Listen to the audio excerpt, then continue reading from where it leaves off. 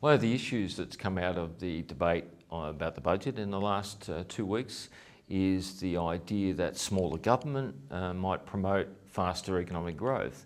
This was an idea resurrected in the opposition leaders' budget in reply speech.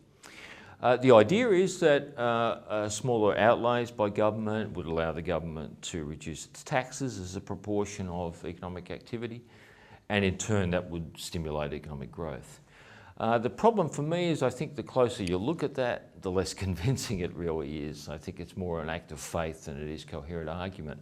The main problem I have with it is that reducing expenditure would, even if you reduce taxes by the same amount, would have a net depressing effect on aggregate economic activity and a net depressing effect on growth. And I think that's the key problem. And you can only get around that by denying that expenditure has some impact on aggregate economic activity, which I think is very hard to deny.